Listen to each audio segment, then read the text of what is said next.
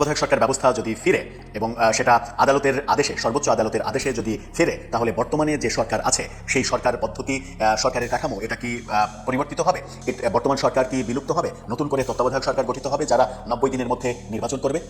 আজকে গত আগস্টে শুনানি স্থগিত হওয়া যে শুনানি, সেই শুনানি আজকে সর্বোচ্চ আদালতে হবে এবং আজকে না হলেও কয়েকদিনের মধ্যে এই ব্যাপারে আদেশ আসার সম্ভাবনা রয়েছে। সুতরাং আজকের এই দিনটা খুবই গুরুত্বপূর্ণ।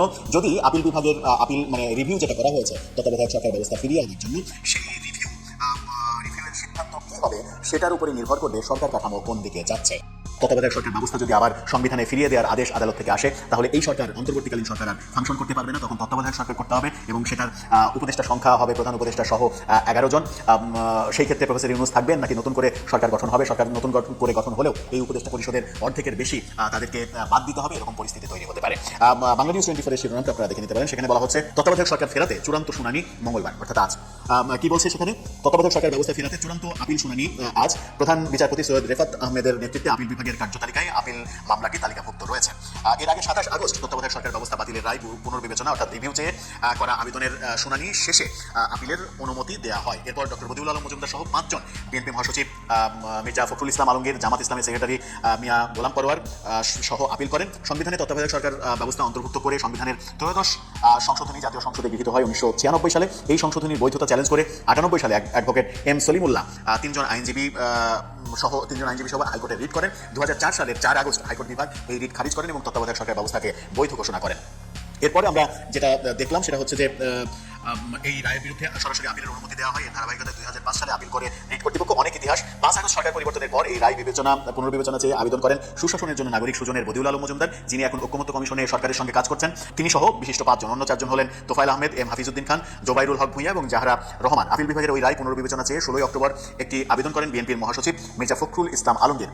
এছাড়া এটা গত বছরের কথা। এছাড়া রায় পুনর্বিবেচনা চেয়ে গত বছরের 23 অক্টোবর আরেকটি আবেদন করেন বাংলাদেশ জামাত ইসলামের সেক্রেটারি গোলাম পরোয়ার। পরবর্তীতে নওগাঁর রানীনগরের নারায়ণপাড়ার বাসিন্দা বীর মুক্তিযোদ্ধা মোফাজ্জল হোসেন আপিল বিভাগের রায় পুনর্বিবেচনা চেয়ে গত বছর একটি আবেদন করেন। এই সকল আবেদনেরই রিভিউ শুনানি চলছে আদালতে। এই রিভিউতে যেটা রায় আসার সম্ভাবনা মোটামুটি নিশ্চিত যে তত্ত্বাবধায়ক সরকার আবার ফিরছে। তত্ত্বাবধায়ক সরকার ফিরছে, এই আদেশটি এখনই আসবে, এই অক্টোবর মাসেই আসবে। যদি অক্টোবর মাসে আসে তাহলে অক্টোবর মাসেই তত্ত্বাবধায়ক সরকার গঠিত হতে হবে, যেটা এখন ইন্টারিম গভর্নমেন্ট রয়েছে, অন্তর্বর্তীকালীন সরকার রয়েছে।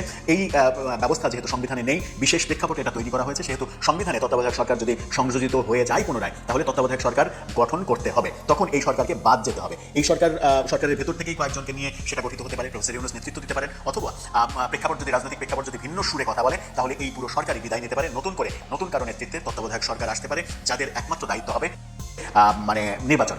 যদিও অন্তর্বর্তীকালীন সরকারের দায়িত্ব সেটা থাকার কথা ছিল, কিন্তু অন্তর্বর্তীকালীন সরকারকে আমরা দেখেছি যে নির্বাচনটাকে গৌণ করে তারা রেগুলার কাজ, রুটিন ওয়ার্কের যে নিয়ম সেটাকে তোয়াক্কা না করে রাজ্যের রেগুলার সরকারের মতো রাজ্যের যত কাজ, চুক্তি এটা ওটা, যেমন বিমান বাহিনীর বহরে যুদ্ধ বিমান সংযোজন করা, ভারতের সঙ্গে চুক্তি বাতিল করা, করিডোর দেয়া না দেয়া, বন্দর বিদেশিদের হাতে দিয়ে দেওয়া, সম্প্রতি গতকালকেই খবর এসেছে কক্সবাজার রেল স্টেশনকেও বিদেশিদের হাতে ছেড়ে দেওয়ার খবর ছড়িয়ে পড়েছে। এরকম অনেক বড় বড় সিদ্ধান্ত এই সরকার নিয়েছে। এই সরকার সংবিধান সংশোধনের জন্য ঐকমত্য কমিশন নিয়ে জুলাই সনদ তৈরি করেছে, যদিও সেটা নির্ভর করবে সংসদের উপরে। যাই হোক, সব মিলিয়ে এই সরকার অনেক বড় এজেন্ডা নিয়ে কাজ করছে, কিন্তু তত্ত্বাবধায়ক সরকারের সেই অনেক বড় এজেন্ডা থাকে না। তত্ত্বাবধায়ক সরকারের এজেন্ডা একটাই থাকে, সুষ্ঠু, অবাধ, নিরপেক্ষ একটা নির্বাচন অনুষ্ঠিত করা, এবং সেটা 3 মাসের মধ্যে। যদি কোনো যুদ্ধাবস্থা এবং ভয়াবহ প্রাকৃতিক দুর্যোগের মতো ঘটনা না ঘটে, তাহলে 3 মাসের মধ্যেই তাদেরকে নির্বাচন দিতে হবে। যদি তাই হয় তাহলে নভেম্বর, ডিসেম্বর, জানুয়ারি, এই 3 মাস, জানুয়ারির 31 তারিখের মধ্যেই, যদি নভেম্বরের 1 তারিখে সরকার গঠিত হয়,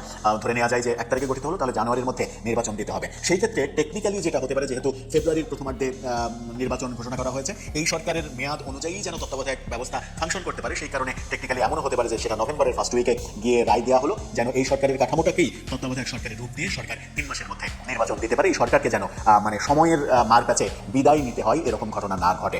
যদিও তত্ত্বাবধায়ক সরকার ব্যবস্থায় যেতে হলে এই সরকারের যে উপদেষ্টা পরিষদের পরিধি, সেই পরিধি অর্ধেকেরও বেশি ছেঁটে ফেলতে হবে। সেই পথে যাবে নাকি যে সংখ্যাগুলো তৈরি হয়েছে, যেমন জুলকার নায়ার সাহেব বলেছেন যে কেউ আদালতে যাওয়ার চেষ্টা করছে, এই সরকারি সাংবিধানিক না, এই ব্যাপারে নির্বাচন পেছানোর ব্যাপারে এই সরকারের কোনো বৈধতা নেই নির্বাচন করার। সেই ব্যাপারে জেনারেল ইকবাল করিম ভূঁইয়া, সাবেক সেনাপ্রধান, তিনি বলছেন যে অন্তত 2 থেকে 5 বছর সময় লাগবে নির্বাচনের। এরকম আশঙ্কা যখন রয়েছে, তখন তত্ত্বাবধায়ক সরকার প্রতিষ্ঠিত হয়ে 3 মাসের মধ্যে নির্বাচন হওয়াটা, সেটা বাস্তবতার মধ্যে আসবে কিনা, সেটাও একটা বড় প্রশ্নবোধক চিহ্ন। আওয়ামী লীগকে ফেরত আনার জন্য কি আন্তর্জাতিক চাপ তৈরি হতে যাচ্ছে, বা সেটা যদি তৈরি হয় সেটা কি এতটা ইন্টেন্সিভ হতে পারে যে সরকারকে আওয়ামী লীগকে এই নির্বাচনের আগে ফেরত আনার পরিস্থিতি তৈরি হবে? সরকার 2009 সালের যে সন্ত্রাস দমন আইন, তাতে সংগঠন বাতিল, এটা একটু খেয়াল করি, সংগঠন বাতিল করার অপশন থাকলেও কোনো দলের কার্যক্রম নিষিদ্ধ করার জন্য বা কোনো টেম্পোরারি স্যাংশন দেওয়ার জন্য ব্যান করার কোনো ধারা ছিল না। সেটা অ্যামেন্ড করে সরকার এই সন্ত্রাস দমন আইনের অধীনে আওয়ামী লীগের বিচার, আওয়ামী লীগের কর্মসূচি, রাজনৈতিক কর্মসূচি স্থগিত করেছে তার বিচার শেষ হওয়া পর্যন্ত। ফলে যে কথা বলতে চাইছিলাম, আওয়ামী লীগের কিন্তু বিচার এখনো শুরুর পরিস্থিতিও হয়নি। আওয়ামী লীগের বা বিচার ক্ষেত্রে যেটা হয়, একটা মামলা হওয়া, তদন্ত হওয়া, কিছুই হয়নি। শুনলাম কোথাও যেন একটু দেখলাম খানিকটা তদন্ত নাকি হচ্ছে, এগুলো ব্যাপারে ভীষণ পরিমর্শী আছে। কিন্তু প্রশ্নটা হচ্ছে, সরকার কিন্তু আওয়ামী লীগের কর্মকাণ্ড নিষিদ্ধ করেছে এক্সিকিউটিভ অর্ডার, যেটা আমাদের সবসময় অভিযোগ আছে ছিল। বেশ কি হতে পারতো আমি আওয়ামী লীগ নিষিদ্ধ করার, মানে এই প্রসেসের আগে একটা কথা বলছি যে আওয়ামী লীগ মানে নানান রকম মিছিল টিছিল নিয়ে নামে, লোকজন সেটার উপর হামলা টামলা করে। তো আমি বলেছিলাম যে তখন তো আইসিটি থেকে এটা সরিয়ে ফেলা হয়েছিল। আমাদের আরেকটা পলিটিক্যাল পার্টিস অর্ডিন্যান্স একটা আছে 1978 বা 79 এর, ওখানে কতগুলো ক্রাইটেরিয়া আছে কিভাবে একটা রাজনৈতিক দলকে নিষিদ্ধ করা যাবে। আমি তখন বলছিলাম যে এটা নিয়ে একটা রিট করে সেখানে তার শেষ হওয়া পর্যন্ত আদালতের কাছ থেকে আওয়ামী লীগের কর্মসূচির উপর এক ধরনের নিষেধাজ্ঞা চাওয়া। এটা যদি আদালত করতো তাহলে কিন্তু যেটা বলা হচ্ছে বিচার বিভাগ তার হিয়ারিং এর ভিত্তিতে করেছে, সরকারের এক্সিকিউটিভ অর্ডারে কিন্তু প্রবলেম থাকে। এখন যেটা সমস্যা দাঁড়ালো, সরকার যেহেতু এক্সিকিউটিভ অর্ডারে এটা নিষিদ্ধ করেছে, মুহূর্তেই আবার সরকার তুলে দিতে পারে, সত্যিই পারে, কারণ এটা আদালতের কোনো নির্দেশনা না। আদালতের যদি নির্দেশনা হতো সেটাও ব্যান সরানো যেতে পারতো, সেক্ষেত্রে আবার সেটা অ্যাপিল করে সেটার একটা ডিউ জুডিশিয়াল প্রসেসের মধ্যে দিয়ে হতে পারতো। সরকার এই কাজটা করেছে, এক্সিকিউটিভ অর্ডারে সুতরাং সরিয়ে ফেলা যায়। হিউম্যান রাইটস ওয়াচ আমরা চিনি, তার নেতৃত্বে বাকি আরো 5টা মোট 6টা এই কথাটাই বলার চেষ্টা করছে। আমি ধারণা করি, জাতিসংঘ বলেছে, হিউম্যান রাইটস ওয়াচ বলেছে, আমি ধারণা করি খুব দ্রুত এই ব্যাপারে পরিস্থিতি তৈরি হতে যাচ্ছে। আমি শেখ হাসিনার সাম্প্রতিক আত্মবিশ্বাস দেখছি, তিনি অনেক বেশি কথা বলছেন, প্রায় প্রতিদিন তিনি কোথাও না কোথাও কথা বলছেন। তো অনেক কথা না কথা বলতে বোঝাচ্ছি, বিভিন্ন জেলা বা বিভাগীয় কমিটির সাথে হুমকি ধামকি দিচ্ছেন। আমি সম্ভবত দেখতে পাবো, আমরা সম্ভবত দেখতে পাবো, খুব বেশি দিন নেই, বিশেষ করে পশ্চিমারা, ভারত তো আছেই, ভারত এই মুহূর্তে নিজে মুখে না বললে ভারত এটা পেছনে কাজ করবে, আওয়ামী লীগকে নির্বাচনে আনার একটা চাপ তৈরি হতে যাচ্ছে। এখন প্রশ্ন হচ্ছে ফল হবে কিনা, বলা কঠিন, কারণ হচ্ছে আমাদের রাজনৈতিক দলগুলো যে পরিমাণ বিভেদ বিভাজন তৈরি হয়েছিল, সবাই যেভাবে আওয়ামী লীগ নিষিদ্ধের পক্ষে দাঁড়িয়েছিল, এবার যদি আওয়ামী লীগ ফেরত আসার পরিস্থিতি হয়, কেউ মাঠে নামার চেষ্টা করতে পারেন। কারণ ওই যে বললাম যে জামাতকে ট্রোনায়, আওয়ামী লীগ মাঠে নেমে গেলে জামাতের সবচেয়ে বড় ডিজাস্টার হবে। জামাত এখন বিরাট আলোচনার বিষয়, জামাত এই আলোচনার বিষয়টি থাকবে। আবারও বলছি, আওয়ামী লীগ ফেরত যদি আসে, আমি এথিক্যাল প্রশ্ন তুলছি না, আমি জাস্ট পলিটিক্যাল লাভ করতে হিসাব করছি। জামাত নামার চেষ্টা করবে, এনসিপিকে তারা চেষ্টা করবে সাথে নেওয়ার জন্য, কিন্তু এনসিপির সাথে এবার জামাতের একটা বিভেদ তৈরি হয়েছে।